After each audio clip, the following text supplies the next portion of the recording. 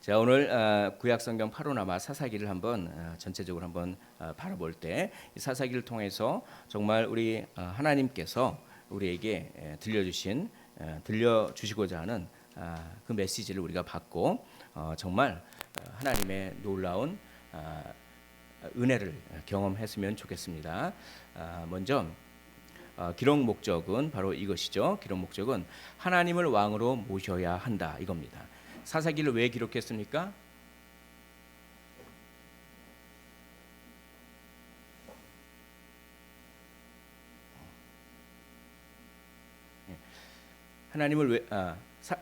사사기를 왜 기록했습니까?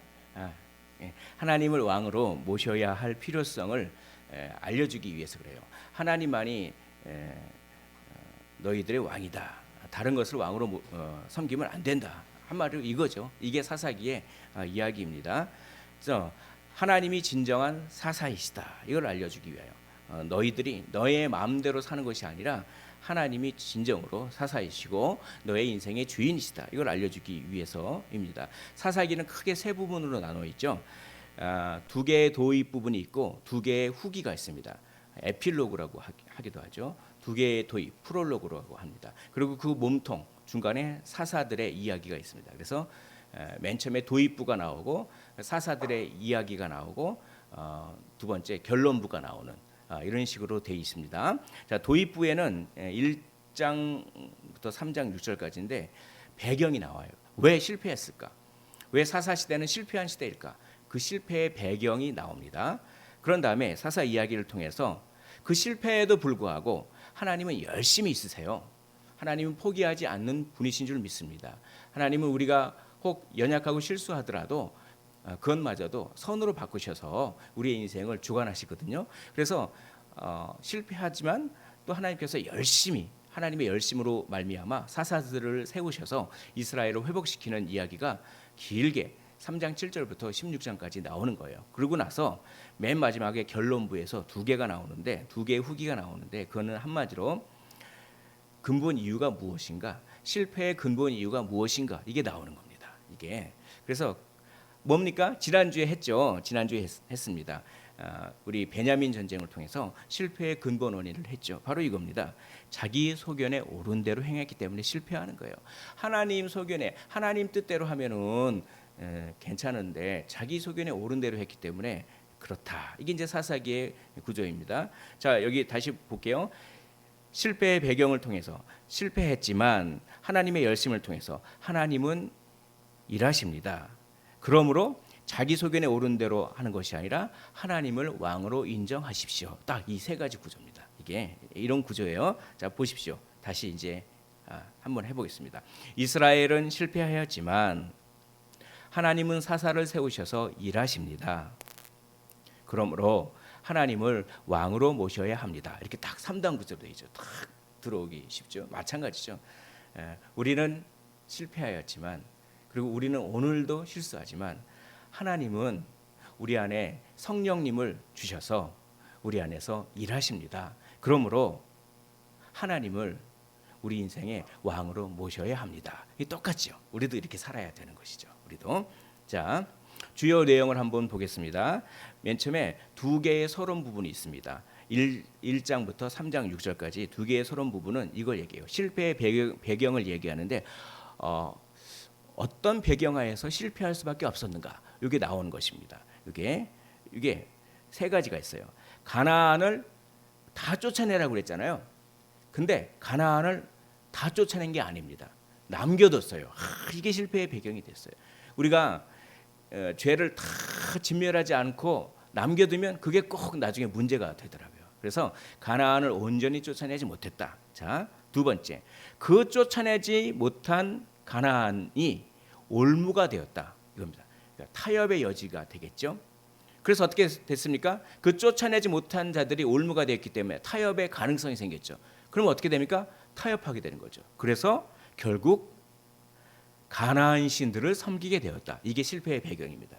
이 딱 논리 정의네요. 가나안을 다 쫓아내야 되는데 온전히 쫓아내지 못했다. 그래서 쫓아내지 못한 자들이 올무가 되어서 결국 타협하게 돼서 가나안의 신들을 섬기게 되었다. 이거를 1장부터 3장 6절까지 이 실패의 배경을 이렇게 다루고 있어요. 우리도 하나님께서 우리 안에 있는 죄를 다 몰아내야지 어느 정도로만 죄를 몰아내고 그러면은 꼭 그게 그냥 또 똑같이 죄를 짓고 그러지 않습니까? 그러니까 철저한 회개를 하나님께서 원하시지 하나님께서 적당한 회개를 원하시지 않습니다. 하나님은 철저한 회개를 원하시고 철저하지 못한 적당한 회개는 아간의 범죄죠. 아간의 범죄. 다 진멸하라고 그랬는데 그거 그냥 아까워가지고 외투 한 벌 이렇게 꼽을 치고 아간의 범죄입니다. 그게 그러니까 철저한 회개를 하나님은 원하신다라고 하는 걸 알 수가 있습니다. 자, 1장 19절을 제가 한번 읽어보겠습니다. 우리가 읽었죠. 여호와께서 유다와 함께 계셨으므로 그가 산지 주민을 쫓아내었으나 골짜기의 주민은 철병거가 있으므로 그들을 쫓아내지 못하였으며 철병거가 있기 때문에 두려웠어요. 우리는 왜 못 쫓아냅니까? 두려워서요. 두려워서 죄를 못 쫓아냅니다. 두려워서 가난한 그리고 그러면 힘이 생기면 그러면 쫓아낼까요? 힘이 생기면 귀찮아져요. 이 귀찮아짐이 참 적당히 하고 그렇죠? 1장 28절에 보면 이스라엘이 강성한 후에야 가나안 족속에게 노역을 시켰고 다 쫓아내지 아니하였더라. 아니 철병거가 있기 때문에 힘이 부족합니다. 그러면 그렇다. 그러면 이스라엘이 강성한 후에는 다 쫓아내야 되고 그런데 뭘 쫓아내느냐? 우리의 노역을 시키자.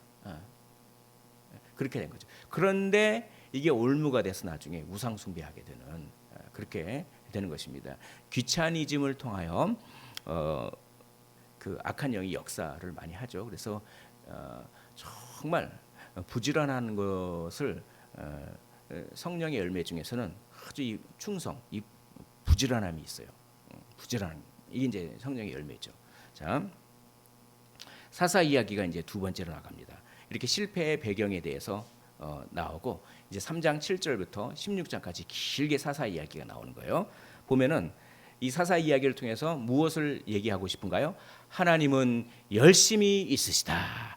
그렇게 실패했지만 하나님은 사사를 세워서 회복시키신다. 우리가 우리의 열심을 의지하지 말기를 원합니다. 우리가 하나님의 열심을 의지하기를 원합니다. 그럴 때 우리의 열심을 의지하면 아둥바둥 우리가 살아내야 되지만 하나님의 열심을 일하면 하나님이 우리의 인생을 이끌고 가 주시고 하나님께서 책임져 주실 줄 믿습니다. 그러므로 온전히 하나님께 맡겨드리는 우리가 되었으면 좋겠습니다. 자, 사사는 이거예요. 자, 이스라엘은 실패했지만 하나님은 사사를 세워서 일하신다. 부족한 인간 사사를 통해서도 하나님은 역사하시는 것입니다. 그래서 대조하고 있어요. 인간 사사는 이렇게 연약하지만 하나님은 이렇게 완전하시다. 인간 사사는 이렇게 연약하지만 하나님은 그런 인간 사사의 연약함도 이렇게 극복하신다. 이렇게 인간 사사의 연약함과 하나님의 완전하심이 대조되면서 하나님의 열심을 강조하고 있는 구조입니다. 이것이 그래서 이따가 좀 보겠지만 사사들이 온전한 사사가 하나도 없어요. 온니엘이 조금 온전하죠. 그러나 온니엘도 완전한 거는 아니죠. 다 흠이 있어요.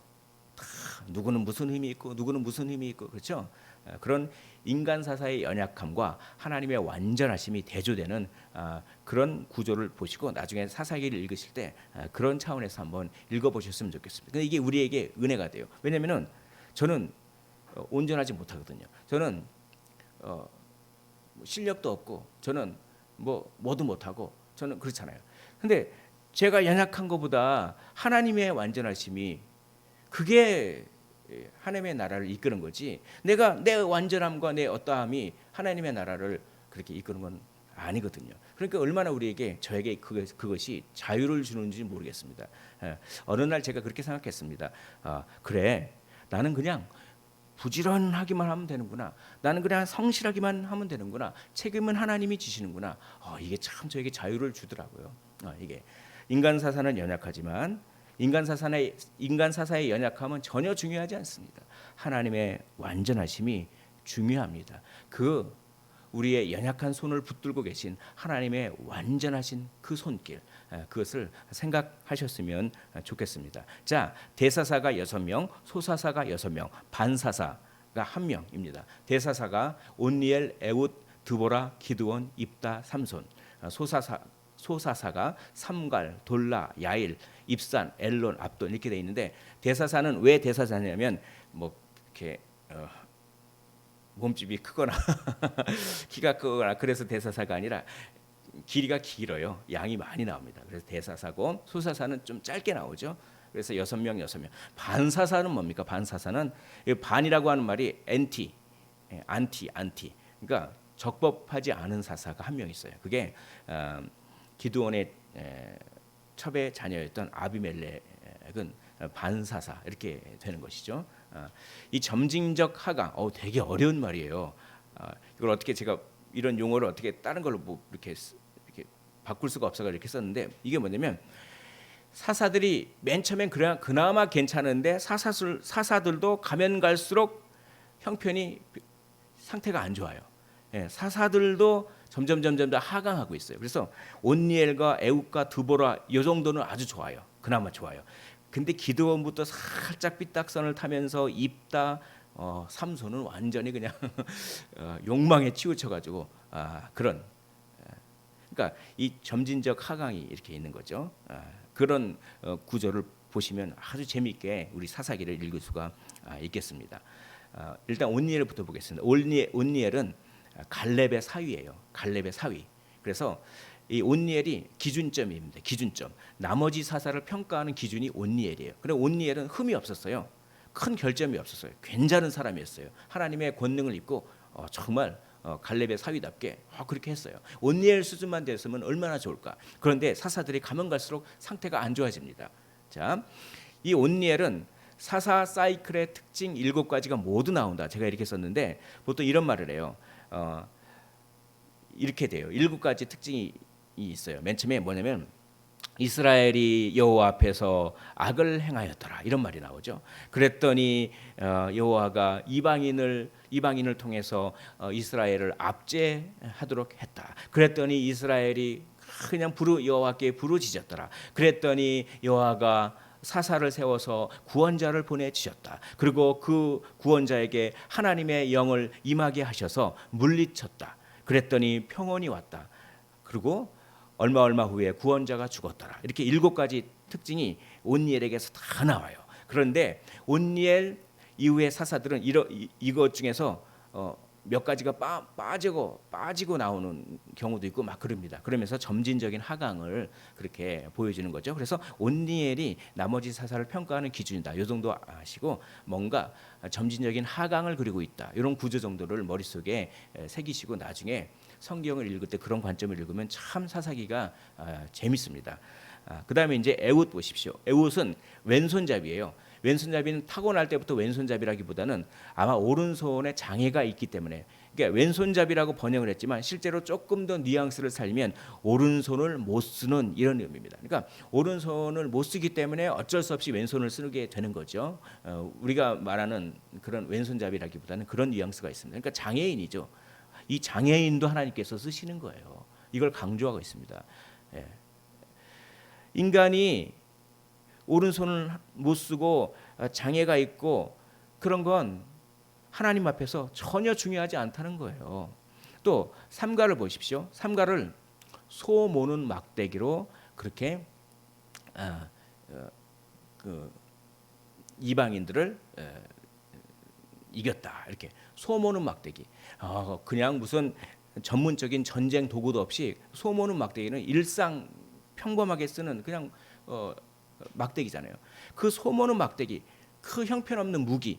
그러나 하나님 앞에서는 내가 뭐 형편없는 무기를 가지고 있는 것처럼 느껴지지만 하나님 앞에서는 그게 별로 중요하지 않습니다.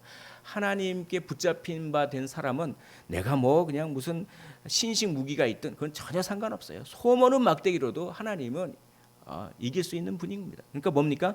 하나님의 열심과 위대하심이 드러나는 거죠. 인간 사사의 연약함과 하나님의 완전하심이 계속 대비되고 있죠. 그렇습니다. 그래요. 정말 완전한 사람만 하나님이 쓰신다면 그거 어떡하겠습니까? 정말 연약한 사람을 하나님께서 쓰시는 것이죠. 드보라 보십시오. 드보라는 여선지자예요. 여선지자도 하나님께서 쓰시죠. 그러니까 여기서 무엇을 알 수가 있습니까? 연약한 자도 사용하십니다. 하나님께서 사용하시는 그런 사람은 강한 자 그런 게 아니라 순종하는 자예요. 순종하는 자를 하나님은 사용하십니다. 성경에서 하나님께 쓰임 받는 사람이 두 종류 있죠. 순종하는 자를 하나님은 사용하십니다. 또 어떤 사람을 하나님께서 사용하나요? 깨끗한 사람을 사용해요. 더러운 그릇은 아무리 금그릇에 똥이 묻어 보십시오. 거기에 금그릇이 아주 그냥 엄청 순금으로 되어 있는데 거기 똥 묻어 보면 똥이 묻어 있습니다. 거기에 그 금그릇에 물 따라 드시겠습니까? 하나님이 사용하시는 그릇은 금그릇도 아니요 은그릇도 아니요 아주 정결한 정말 거룩한 깨끗한 그릇이죠. 또 하나님이 사용하시는 그릇, 하나님이 사용하시는 사람은 순종하는 사람이에요. 바락이라고 하는 사람이 나오는데 바락은 주저주저했어요. 하나님의 명령을 받고도 주저해가지고 결국은 바락이 쓰임 받았긴 했지만 적의 장군을 결정적으로 치는 그런 영광스러운 일을 오히려 야엘이라고 하는 한 여인에게 그를 물려줍니다. 그래서 야엘이 말뚝으로 탁 박아버리죠. 그 말뚝으로.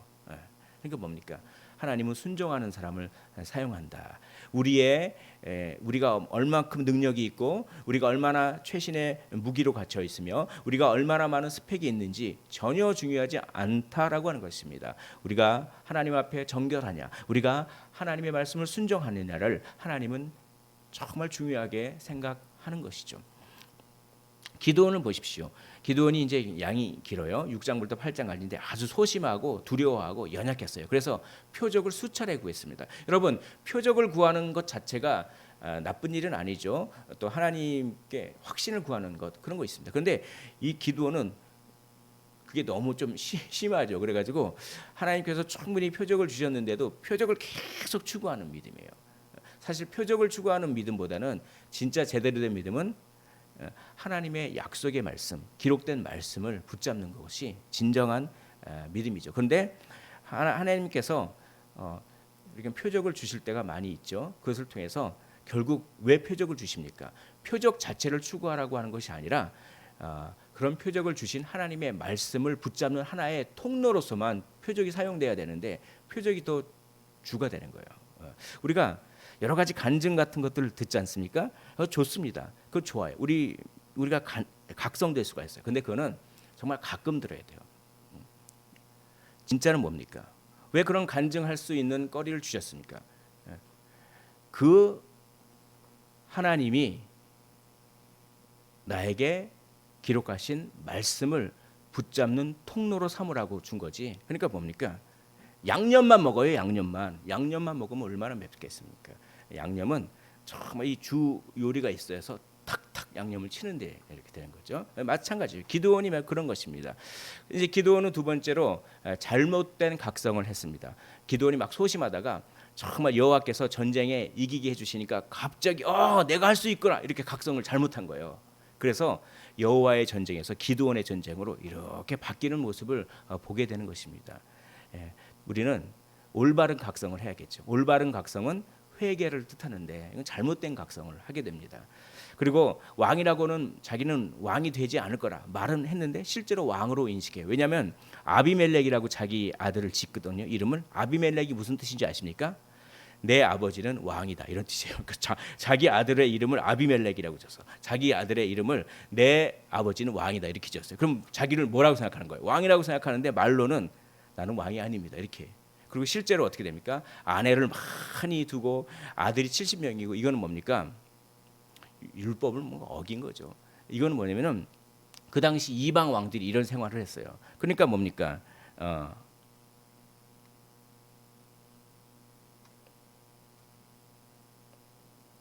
이렇게 되네요. 그러니까 뭡니까? 자기 자신을 이방 왕으로 이렇게 인식한 거죠. 예, 그렇습니다. 기드온은 자기를 왕으로 생각한 거예요. 하나님을 왕으로 생각해야 되는데 이런 연약한 기드온마저도 하나님은 사용하신다 이거죠. 그러면서 하나님의 온전하심과 열심을 강조하고 있는 것입니다. 이런 기드온이 얼마나 연약한지 7장 17절을 보면은 너희는 나만 보고 내가 하는 대로 하되 내가 그 진영 근처에 이르러서 내가 하는 대로 너희도 구해. 나라는 말이 얼마나 많은지 자기중심적이에요. 7장 18절에 보면은 여호와를 위하라 여기까지만 하면 얼마나 좋겠습니까? 근데 그냥 자기 이름을 넣어서 기드온을 위하라. 벌써 여기서부터 자기가 왕이 되려고 하는 그런 마음이 있었던 것이죠. 그런 연약한 기드온에도 불구하고 기드온임에도 불구하고 하나님이 일하십니다. 표적을 다 그렇게 보여주세요. 하나님이 뭐가 아쉬워서 그렇죠? 마치 빚진 자처럼 그렇게 해주십니까? 하나님의 나라를 이루기 위해서 하나님께서 이렇게 해주시는 거예요. 그리고 300명이라고 하는 아주 자그마한 숫자를 가지고도 하나님은 승리를 주실 수 있는 분임을 가르쳐 주는 것입니다. 그러므로 우리는 표징이 아니라 말씀을 신뢰해야 되는 것입니다. 우리는 올바른 각성, 하나님과 멀어지게 하는 교만의 각성이 아니라 하나님과 가까워지는 올바른 각성, 회개죠. 이것을 우리가 해야 된다라고 하는 것을 교훈을 받습니다. 아무튼 인간 사사의 연약함과 하나님의 완전하심이 또 대비되고 있는 그런 모습입니다. 돌라와 야일은 큰 영향력을 끼치지 못했어요. 별로 5줄밖에 안 되죠. 그래서 이 10장 4절에 보면은 그에게 아들 30명이 있어 어린 낙이 30을 탔고 성읍 30을 가졌는데 그래서 그렇게 해서 죽었더라. 여기 뭐 그냥 돌라와 야일이 하나님의 영을 받아가지고 무슨 외적들을 갖다가 물리치고 그래서 막 평화를 가져가 이런 사사로서의 역할이 하나도 없고 그냥 그에게 아들 30명이 있어 어린 낙이 30을 탔고 성읍 30을 가졌는데 어쩌고 저쩌고 죽었더라. 이게 가면 갈수록 사사들의 상태가 이렇게 안 좋아지죠. 이렇게 나라를 돌보기보다는 그냥 자기 잘 먹고 잘 사는 그것만 추구했다는 거예요. 그러고 나서 입다가 나오는데 입다는 한마디로 열등감입니다. 입다 이야기를 자세히 할 시간은 없는데 입다는 열등감이 그렇게 많았던 사람이에요. 왜냐하면 첩의 자식으로 태어나가지고 쫓겨났거든요. 너는 유산을 물려받지 못한다. 그래서 그 자기 마을 사람들에게 쫓겨나가지고 막 전전긍긍하다가 어디 일종의 그 뭐 의적 임꺽정 뭐 아무튼 뭐 그런 비슷한 그렇게 어떻게 잡류를 그렇게 모아서 어떻게 그런 싸움을 잘하는 전쟁 기술이 있으니까 나중에 그렇게 오히려 우리의 우두머리가 되어줘라. 너의 전쟁 기술이 참 뛰어나다. 이렇게 되는 거죠. 근데 열등감이 있다 보니까 그러니까 뭡니까? 자기를 자꾸 드러내려고 해요. 자기가 이 정도 한다고 하는 것을 자기가 인정받고 싶어하는 마음이 너무 강한 거예요. 입다. 그러니까 입다를 여러분들이 읽을 때 입다가 분명히 히브리서에는 입다를 믿음의 사람이라고 해요. 그렇기 때문에 긍정적인 부분이 있습니다. 그래서 입다는 믿음의 어떤 사람다운 하나님 의지하는 부분도 있지만 그러나 그거보다는 연약한 점이 훨씬 많아요. 그래서 입다를 읽으실 때 입다의 그 열등감 그리고 그것을 통해서 내가 받으려면 꼭 전쟁에 이겨야 돼요. 전쟁에 이겨야 자기가 군대 장관이 되기 때문에 그렇기 때문에 전쟁에 이기려고 하다 보니까 좀 과한 서약을 해요. 그게 뭡니까? 내가 전쟁에 이기고 나서 이렇게 돌아올 때 나를 처음으로 맞아서 인사하는 사람이 동물이 됐건 사람이 됐건 하나님께 번제로 드리겠습니다. 이렇게 이거 뭐냐? 자기 열등감을 어떻게 극복하고 그렇게 인정받고 싶어하는 얘기가 그런 마음이 너무 강해서 하나님이 이미 하나님의 영을 부어주시고 이미 하나님께서 승리를 그렇게 주셨는데 그걸 많이 못 믿고 나는 꼭 이겨야 된다고 하는 것이 너무 강하기 때문에 아주 불필요한 아주 그런 잘못된 서약을 합니다. 거기에 누가 맨 먼저 나와서 인사합니까? 자기 딸이잖아요. 그래서 자기 딸을 불태워 죽일 수밖에 없었습니다. 근데 여러분 하나님께 이 잘못된 서약을 하는 것을 물을 수가 있을까요? 물을 수가 없을까요? 물을 수 있어요. 이거 물으면 돼요. 왜냐하면 인신 제사를 하나님께서 싫어하시거든요.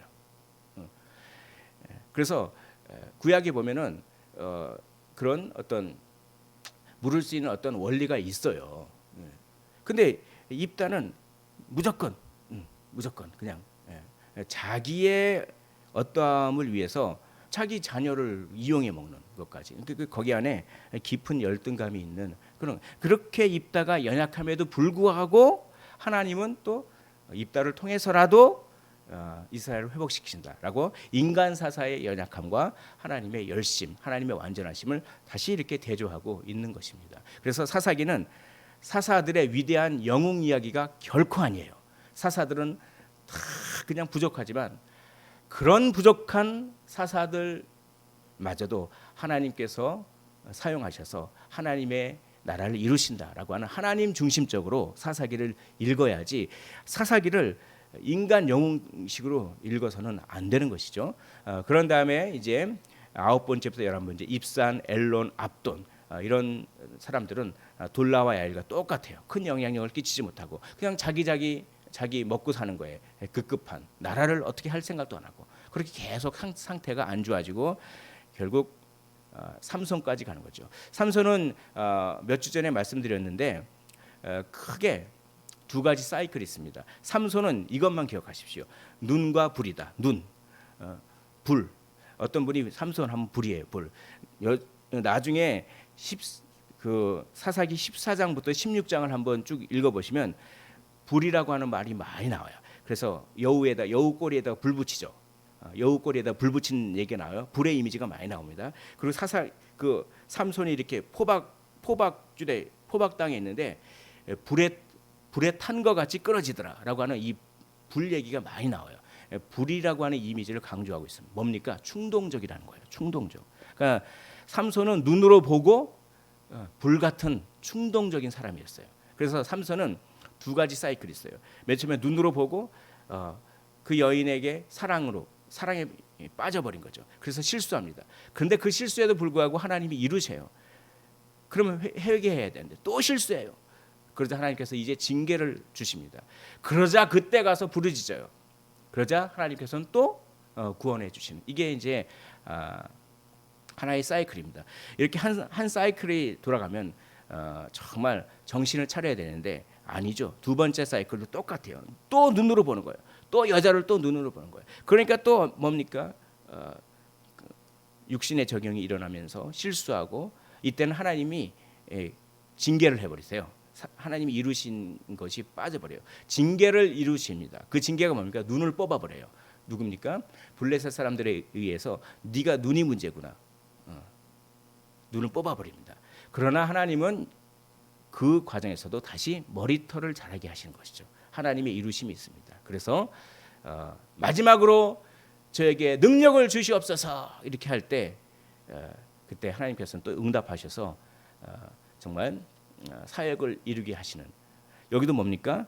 삼손의 연약함과 하나님의 온전하심이 이렇게 대비되어 있는 그런 구조를 우리가 보게 됩니다. 하나님께서 이루십니다. 우리는 반복되는 죄의 사이클에서 벗어나야 되는데 참 그걸 벗어나지 못할 때가 많이 있지 않습니까? 우리가 반복되는 죄의 사이클 그 눈에서 우리가 벗어나야 함을 삼손 이야기를 통해서 우리는 교훈을 받습니다. 이 모든 사사들의 이야기를 통해서 다시 한번 말씀드리지만 하나님의 열심, 연약한 사사들을 통해서라도 완전하신 하나님께서 일하실 수 있는 하나님만이 진정한 왕이시다라고 하는 것을 우리가 볼 수가 있는 것이죠. 그리고 마지막으로 이제 두 개의 후기가 나옵니다. 17장부터 21장까지 결론부죠. 이거는 실패의 근본 이유. 왜 이렇게 실패할까? 맨 처음에 도입 부분에는 실패의 배경이죠. 실패의 배경은 뭐였습니까? 쫓아내어야 할 가나안을 다 못 쫓아내었기 때문에 그들이 올무가 되어서 우상 숭배했다. 그러면 실패의 근본 이유는 무엇입니까? 우리가 베냐민 전쟁을 통해서 이거를 지난주에 했죠. 베냐민 전쟁을 통해서 후기가 두 가지가 나옵니다. 맨 첫 번째는 하나님과의 관계가 실패했어요. 수직적인 관계, 막 우상을 숨기고 이렇게 레위 사람이 아닌 사람을 제사장 삼고 자기 마음대로 그리고 레위 사람은 돈 준다고 자기의 임지를 막 옮겨다니고 그러니까 막 돈 준다고 그냥 자기가 여기가 사역지인데 사역지도 막 옮겨다니고 막 그렇게 그런 하나님과의 관계가 실패. 두 번째는 후기 두 번째는 19장부터 21장인데 이웃과의 관계가 실패하는 거. 그러니까 이건 뭡니까? 서로만 뭡니까? 막 동성연애 한다고 그러고 누굴 죽이고 막 12조각을 해가지고 막 그러고 뭡니까? 이웃과의 관계가 실패한 거예요. 그래서 그냥 나머지 지파들이 베냐민 지파를 다 몰살내고 하는 이 동족 상잔의 비극, 베냐민 전쟁. 이게 이제 수평적 관계, 그러니까 수직적 관계가 실패하고 수평적 관계가 실패한 것이 이것을 통해서 우리는 실패의 근본 원인을 알 수가 있는 것입니다. 그 근본 원인이 바로 이거죠. 우리 화면을 보면서 21장 25절을 우리 한 목소리로 읽어보도록 하겠습니다. 21장 25절입니다. 시작. 그때 이스라엘에 왕이 없으므로 사람이 각기 소견에 오른 대로 행하였더라. 사람이 각기 자기의 소견에 오른 대로 행하였다. 사람이 각기 자기의 소견에 오른 대로 행하였기 때문에 하나님과의 관계가 실패합니다. 사람이 각기 자기의 소견에 오른 대로 했기 때문에 이웃과의 관계가 실패하는 것이죠. 그것이 실패의 근본 원인이었습니다. 한번 정리를 해볼까요? 맨 처음에 쫓아내어야 할 가나안을 쫓아내지 못했기 때문에 결국 그것이 올무가 되어서 우상 숭배합니다. 이 타협적인 배경에서 이스라엘이 가나안화되는 거예요. 그래서 뭡니까? 자꾸 그냥 하나님께서 그럼에도 불구하고 하나님의 열심으로 사사를 세웠지만 그 사사도 온전한 사사가 하나도 없고 막 좌충우돌하고, 그러나 하나님의 열심으로 계속 회복시키시는 거죠. 왜 그런 실패가 거듭되는 일이 있었습니까? 바로 자기의 소견에 오른 대로 행하였기 때문에 그렇다라고 하면서 사사기가 이렇게 되는 것입니다. 이렇게 결론을 말씀드리겠습니다. 결론은 무엇입니까? 하나님만이 진정한 사사이요 하나님만이 왕이십니다. 이거예요. 그래서 자기 소견을 내려놓고 달고 오묘한 그 말씀, 하나님의 말씀만 붙잡으라고 하는 것입니다. 바로 그러므로 우리의 왕관을 내려놓으라고 사사기는 얘기합니다. 우리가 주인 삼았던 모든 것을 다 내려놓고 하나님 말씀에만 붙잡히겠습니다. 하나님만이 나의 진정한 사사시요 하나님만이 나의 왕이십니다. 하나님을 왕으로 섬기고 혹시 내가 연약할지라도 나의 연약함을 바라보는 것이 아니라 하나님의 강하심을 의지하면서 하나님의 말씀에 붙들림 바 되는 삶을 부지런히 살겠습니다 라고 우리가 결단하셨으면 좋겠습니다.